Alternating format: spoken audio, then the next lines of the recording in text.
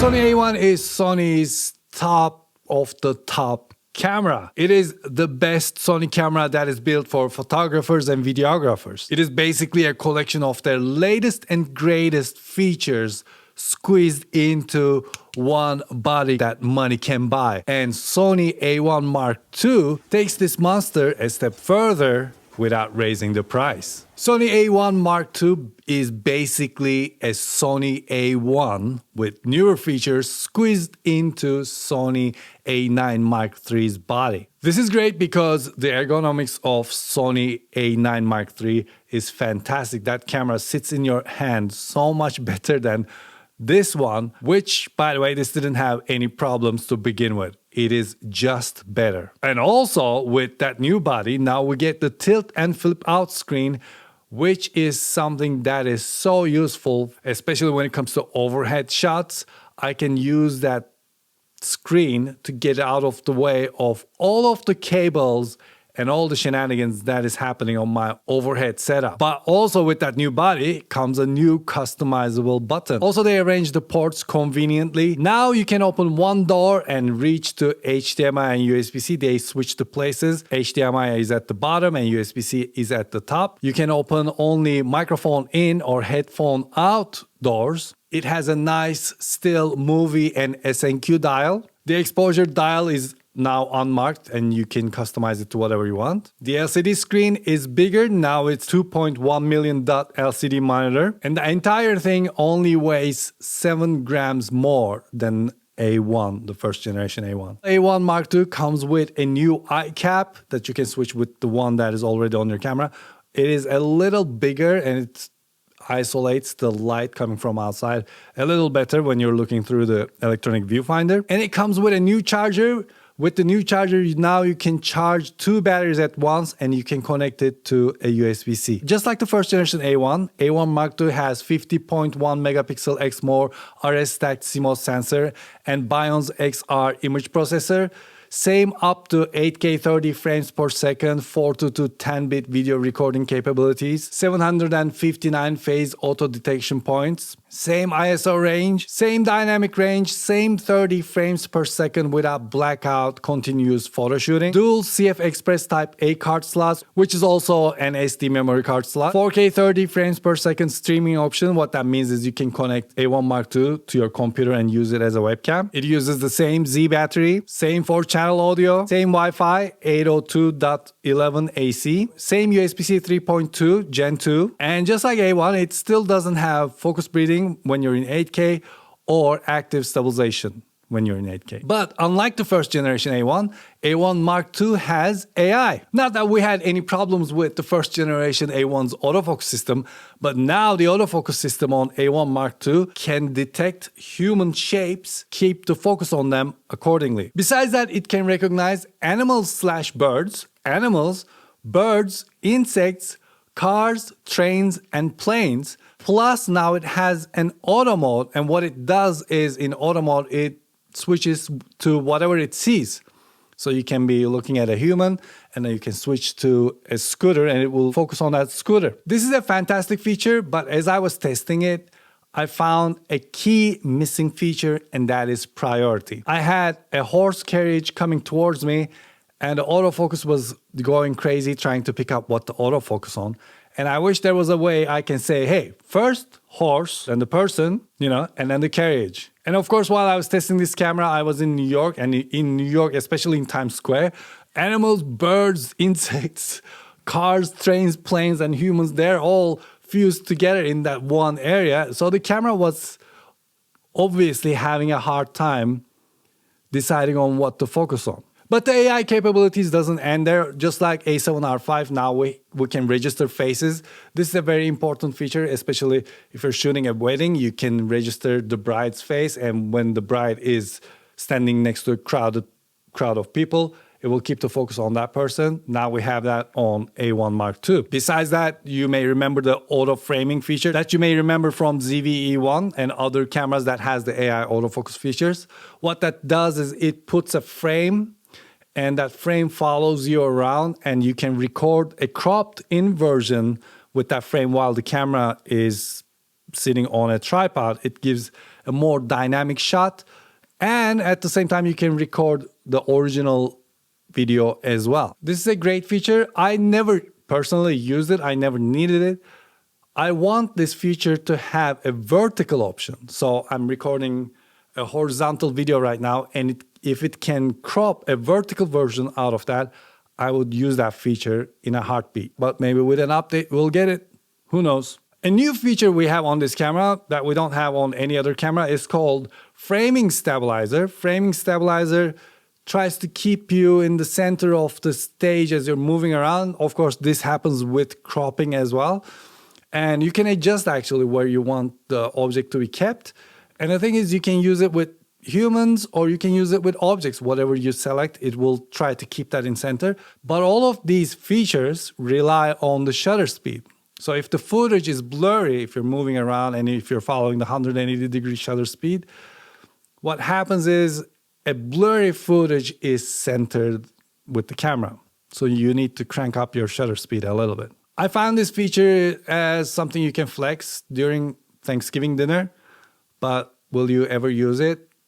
Especially with all this stuff we have in the editing programs? That's up to you. Let me know in the comment section below. When it comes to stabilization, A1 Mark II has 8.5-step central and 7-step peripheral compensation. All right, this is stabilization turned off. I'm looking at the camera and the external at the same time. This is with standard, and this is with active. To switch to dynamic active, I gotta stop recording. Let's stop recording here. Dynamic active. As you can see now, we have a little bit of crop because it's applying electronic image stabilization on top of the optical image stabilization. And with this one, you gotta be a little careful because it may create that smudge if it's shaking a lot, I feel. To compensate for that, you have to dial up the shutter speed a little bit. But now it's in this camera. There you go. So this is standard.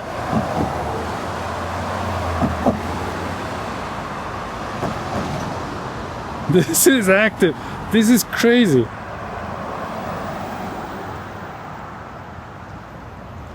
Can't even imagine off. So good. I think actually this is the best in-body image stabilization I've seen on a Sony camera. So I'm really happy about this, and I'm really happy that upcoming cameras are probably going to have this, and that's going to be amazing because this is something we need it on this camera a lot. Now let's talk about overheating. And when it comes to overheating, I love joking around with Sony cameras because Sony usually says, hey, this camera overheats in 30 minutes, and I do my tests and it overheats in 2 hours and 30 minutes and stuff like that. Unfortunately, on this one, I'm not joking. The overheating is not good when it comes to 8K 30 frames per second. A1 Mark II overheated in 28 minutes and 3 seconds, which is quite fast. This is from cold start. This is a camera that's not being used. You turn it on and hit record immediately. So 28 minutes and 3 seconds, where A1 was right next to it and it was able to record for 1 hour, 2 minutes and 30 seconds. In the new updated, if you remember my initial A1 review, there's an update now in 8K 30 frames per second. Now we have the 422 option. This is the highest megabits per second recording option and lasted over an hour. I tested A1 Mark II a couple more times, and the best I got was 36 minutes and 41 seconds from cold start again. So if you have this camera, you're setting it up, it's on a jib, it's outside, it's under the sun, this and that, this is gonna overheat. I wish they did something to prevent that. Or maybe this is the review unit I got and sent back is a pre-production one. Maybe it was an issue with that one, but you know, the new menu system that we know and love is now on A1 Mark II. You can swipe up for FM menu. You can slide from left and right to get that quick menu for the quick settings. You can tap on any setting that you want to change that has the rectangle around it. And now you can upload up to 16 user LUTs and have them preview while you're recording. So you will see what you're going to end up with. However, just like FX3 and similar cameras, when it comes to this new menu system, when you connect an external recorder like Atomos Ninja 5, the output goes down to 1080p unless you switch to RAW. But if you want to just send 4K output to an external recorder and the picture profile 7, 8, and 9 removed, just like the other cameras. So you have to go to one of the other picture profiles and switch that to S-Log, and then you can have a 4K output to your external recorder. So there's a way around it, but I wish they updated on this camera because this is A1. Talking about S-Log, the dual ISO now switches to the second circuit in ISO 5000 instead of 4000. It was 4000 on A1, it's 5000 on A1 Mark II, which makes a little bit of difference. I had a good time while I was shooting in New York during nighttime. I didn't have any issues. However, one issue I had with this camera was anti-flicker, especially the anti-flicker time value scan. It was never successfully scanning the flicker and adjusting it by itself. But this can be because this is a pre-production model, so we have to check it again. Sony A1 was released in February 4, 2021. This is 3 years, 9 months, and 15 days ago.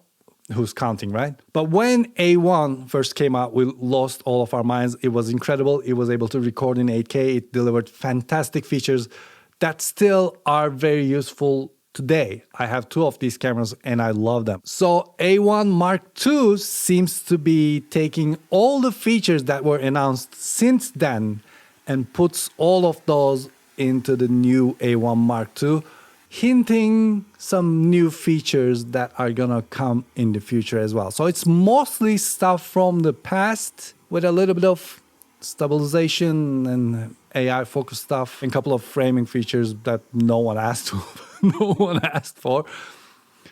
And there you go, it's A1 Mark II. So if you're hoping for features like open gate, 4:3 recording, shutter angle, I don't know, auto framing, a vertical video, I'm looking at my notes over here, better cooling system like we have on FX3.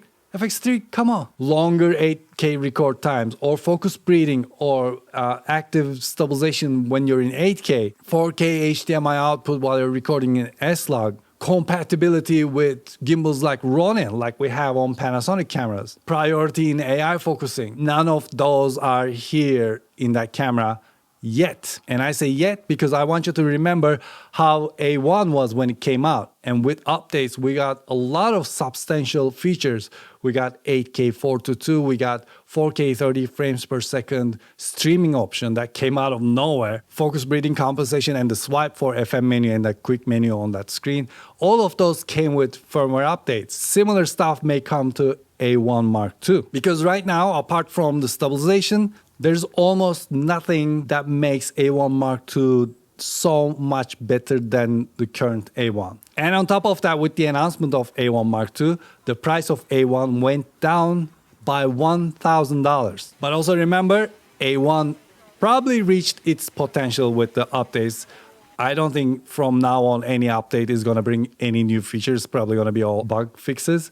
But A1 Mark II is just starting. So who knows where the updates are going to take that camera to. Maybe a lot further, maybe nowhere. No one promises that, right? So in the end, A1, which is a fantastic camera, now has all the features that were announced since A1 and some new stuff that is sprinkled on top of it, which is not a bad thing. This is a fantastic camera. The best camera Sony makes just got better. Well, thank you very much for watching this episode and I hope you enjoyed it. Please let me know what you think about Sony A1 Mark II in the comment section below. Is this a camera that you're looking to upgrade to? What are you upgrading from? Do you like these new features? Are you going to be using this auto framing feature and things like that? Let me know in the comment section below. I cannot wait to read your comments. And until I see you the next time, take really good care of yourselves. And hoşça kalın.